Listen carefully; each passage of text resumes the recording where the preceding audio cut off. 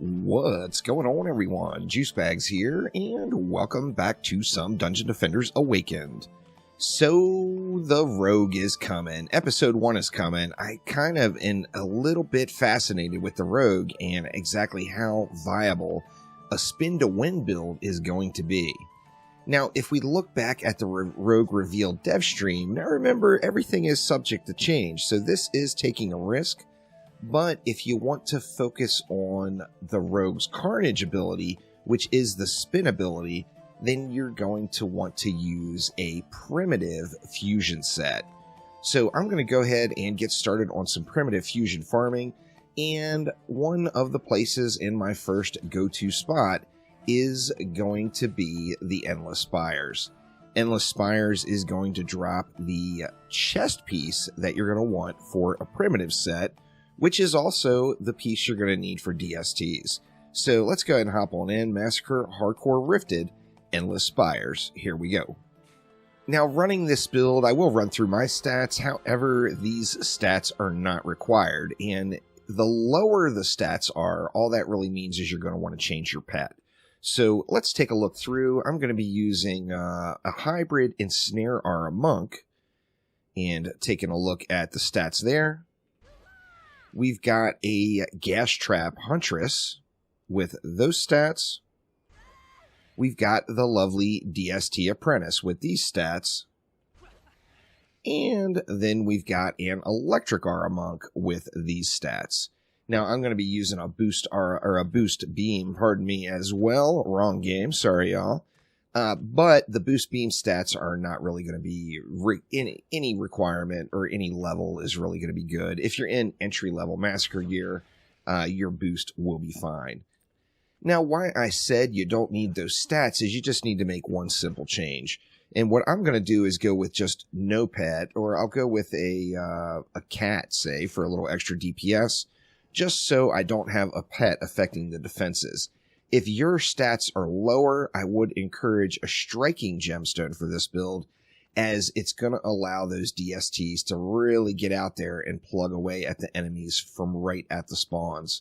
Although the enemies do have a long way to walk on this map, the map itself is not very big, so it's pretty easy to get full DST coverage of the entire map directly from the spawns themselves.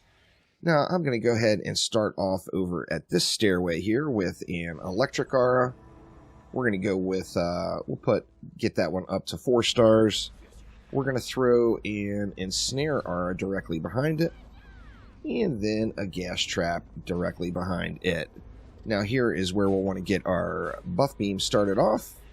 Wrong hero once again. So we want the overcharge beam, or buff beam, right here. Same thing there. I'm going to go up to 4 stars on that one.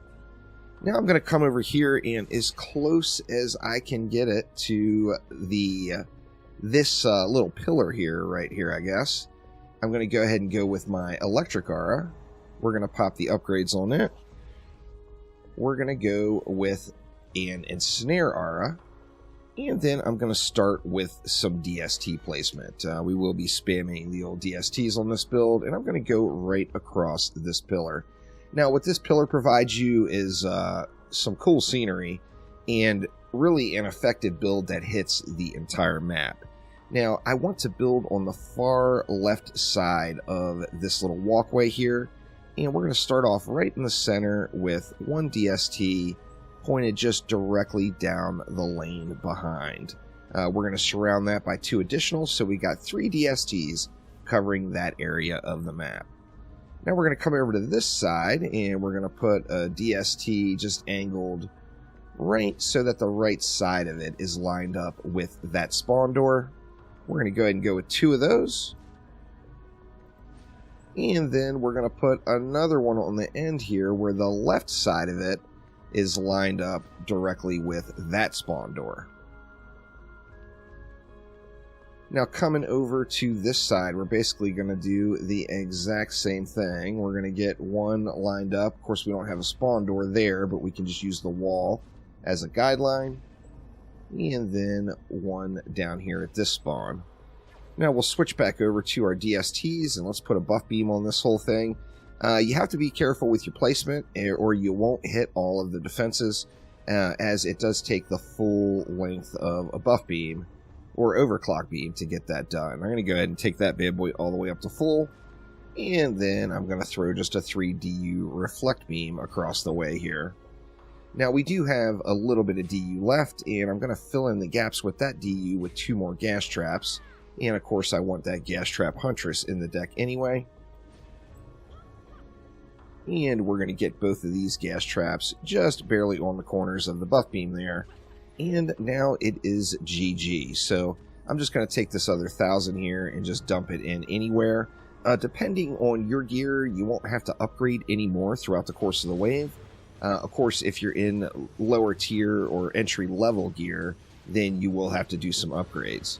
Now your priority here is any ogres that come down that stair, or any ogres that come right up this stair. So you can just stay here pointed this way. You don't really have to worry about much. I usually take some pot shots at these copter ogres as they're coming in, and once that bad boy drops, then just start spraying into them. Of course, I do want to make sure I'm keeping my DSTs busted, or buffed, not busted, pardon me. A overcharge apprentice is very helpful in this situation too. In fact, if you're playing in a group, I would strongly suggest a tower boost monk and an overcharge apprentice with alternating gemstones. So one person have rate and maybe one person have range. If you've got 4 people capable of gemstoning in the group, then have 2 with rate, 1 with range, and 1 with power. I would definitely have the power and range parked in the center area right here. That's going to allow the DST reach to just get ridiculously far over into those particular waves or lanes where the enemies are filtering in together onto the stairs. There will be a couple of ogres periodically that get stuck up there on the stairs. That one didn't get stuck, but they do get stuck sometimes right there on the stairs. And you will be completely protected versus those kobolds just by staying behind this reflect beam here. So it all runs pretty smooth, really, throughout. Even before I had this DST set as squared away as it was, this build was running really smooth. This was a little bit of a variation of a build that Aramir had posted up right in the beginning of Rift mode, and it still holds really strong. I mean, you can do the 1 DST or 1 Aura stack with a striking on it and then stack a bunch of DSTs. However, I just find this build is almost foolproof and it just never loses. So if you're wanting to really chillax it out, or if you're just in entry-level Rifted gear, then this build will definitely be a good build that will work out for you. So most of the time, I'm just chilling right here and not really doing a whole lot as the wave runs. And with that in mind, we're going to completely skip Wave 24 and jump to Wave 25 to get this map closed out.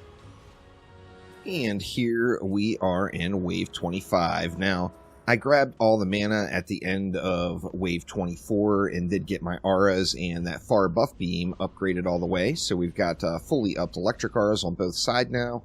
I'm not really going to do anything with the mana now, so I'm just going to go ahead and start the wave.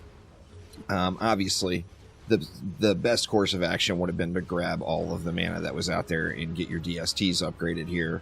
However, I don't really feel it's necessary with my particular set of gear. Your mileage may vary there. If your stats are lower or in more along the entry-level massacre range, then you'll definitely want to collect that mana up and, make the most of it, of course. Just kind of spraying down the ogres. I usually try to avoid the sirens. However, you've got a lot of siren protection here, so you can kill any of the sirens if you choose to. I usually just ignore them. The sirens over here on the sides, just make sure you're behind your reflect beam properly if you decide to kill those. And yeah, you've got the full protection here. The ones across the way, depending on what weapon, of course, you're using, depends on how easy it's going to be to burn those down. So normally, the big benefit for me for this build is it's mostly a chill build, and I can usually multitask and do something else at the same time. So, you will require, every now and then, there will be an ogre that gets up onto the stairs here, or an ogre that makes it down to the bottom of the stairs over there, and you do want to be available to spray those down. However, for the most part, the build is just really solid. The downside about the build would be you're standing on top of a big gaping hole, so if you're not paying attention, it is pretty easy to fall to your death, without a doubt. And now, closing out the pack, we are under 100 mobs left, and like I said, just been sitting here chilling throughout the entire map.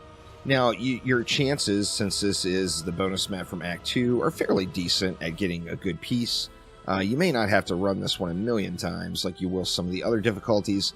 Primitive set in total is several of the pieces you can get higher quality ones relatively easily.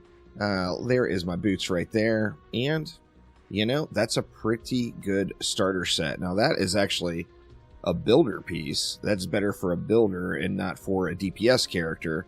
So I probably won't use these boots on my rogue. However, these boots could be a pretty valid builder set for any fusion item that is in that last defense category.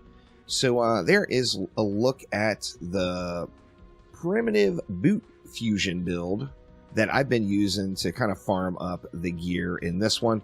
I'm excited for the rogue. I want to see how it happens. I'm not going to spend any gold, of course, on this gear, as the systems will be changing quite a bit. So I just wanted to have a few pieces of gear sitting and waiting for the rogue to arrive. But that will do it for now. Thanks an absolute ton for watching. Don't forget to click that like button. Please subscribe to the channel. And I will be back soon with some more Dungeon Defenders in all of its various forms. Thanks again, y'all. I will see ya next time around.